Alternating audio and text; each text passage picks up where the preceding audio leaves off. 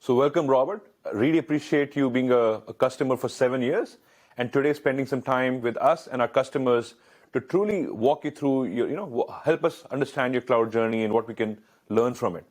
So first, let's start with understanding Katz Media and your business and your role in Katz Media and what you're up to these days. Well, I'm very happy to be here, and I'm happy that to have Druva as a partner for our technology platforms here. And so I'm the Chief Technology of the Katz Media Group. Katz Media, we are about an 800 employee organization that sells advertising time, in digital, radio, video, broadcast radio, and broadcast television. So we have a very distributed organization. 12 offices spread throughout the U.S. And some of our initial challenges as an organization, being very distributed from an office footprint standpoint, nearly having data sprawl and backups over the years spread across different locations, trying to consolidate it has been an ongoing challenge for our organization. And you've been on this cloud journey for a while, what can you tell us about the multi-cloud story and how many clouds you operate in and how it's been so far and which stage are you in your progression towards cloud? Do you still operate data centers? Are you all in cloud? How as a company you would see that? Yeah, so our cloud journey started about 7 years ago, and it really focused first on backups and getting backups out of the data center, and starting to eliminate at least that sprawl footprint that we had. So we started with endpoint backups and utilizing Druva to protect all of our laptops in the organization so people could be protected no matter where they were at and not have to be in office to get backups, and having that go into the cloud. And then really we saw the benefits of that and shifted that to focus on our data center. And that really was the kickstart to our cloud journey. Today, we're in a much different place, 7 years later, where we probably have, good 90% of our workloads, running up into the cloud now and built on top of AWS.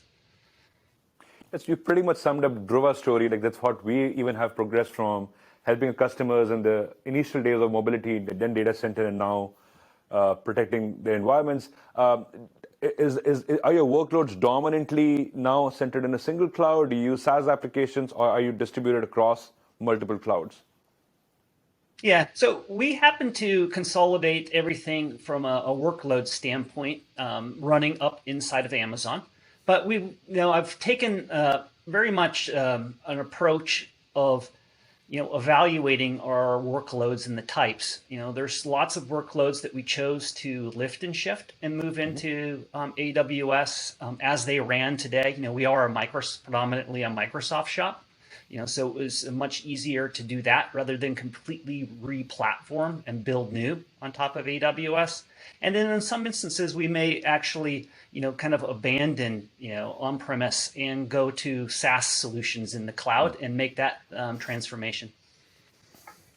And if you had to do it all over again, Robert, given there were so many learnings along the way, what would you have done differently if you have one learning or maybe two learning for our customers to understand from this entire transformation?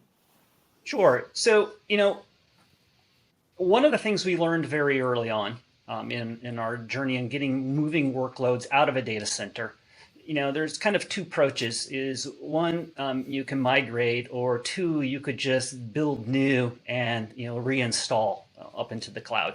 One of the things that we attempted to go down the route of kind of build new and reinstall, but then utilizing Druva through the disaster recovery components of the Phoenix product, we were able to just take on-premise workloads running as they are and speed up our migration efforts into the cloud by utilizing that. So if I was going to start over, probably would have used that from the start to kind of speed our efforts of getting all those workloads up. And how did the team make those trade-offs in general to build something all over new? Like what to refactor versus what to migrate? Is there a playbook there to understand that, hey, this makes more sense to migrate, this makes more sense to completely refactor, or you would rather migrate as much as you can? Yeah, I say that is very much a decision that needs to be made kind of case by case, company by company, organizations depending upon their business needs. But my first objective was I wanted to abandon data center sprawl that we had, right, and to start to recoup some of the costs of having those footprints spread throughout the U.S. Disaster recovery sites, and get some of the cost savings by eliminating that. So really lift and shift and just moving things into AWS, as a first step, and then once you kind of complete that lift and shift into AWS, then you kind of go case by case and looking about things you can replatform. Appreciate that. And as you now are fully operating in a public cloud domain, and without any shackles of data center, what does it look like to have? What does data resiliency or data protection mean in this new all cloud world? Like, what are you doing to protect applications running within the clouds now?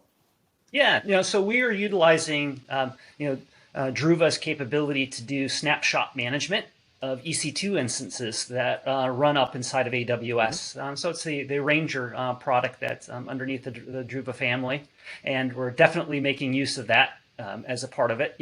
We also still do some, with some of our Microsoft SQL servers that run as EC2 instances, utilizing database protection from Druva, even in the cloud. And I really appreciate you walking us through it, Robert. And great to have a customer for 7 years. If you had a magic wand, what could we have done better, and what could we do better in the future? Sure. So now as we're shifting many more workloads, and always doing first up in AWS, the whole snapshot management is, definitely an important component of that. But what comes with, the snapshot management, that has to be stored up into AWS, and there's storage costs, associated with doing that. Being able to kind of, start to get that, moved into Druva to be able to handle that magic, for us, try to maybe reduce some of our footprint that we're taking up with these snapshots, up in the cloud would be a huge benefit to us. Yeah, definitely. I think we see customers who, like yours, who are all in cloud and have no legacy left.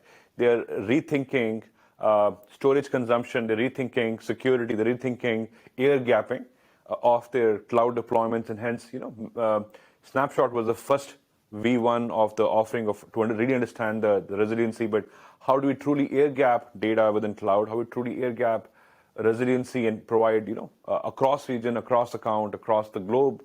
And that's exactly what we are coming up next in many of our sort of announcements and approaches. So I truly thank you for your time, Robert, today. Really appreciate spending time with us and our customers to walk them through your journey, and appreciate you being a customer for 7 years. Thank you very much. Well, again, thank you for having me. Thank you.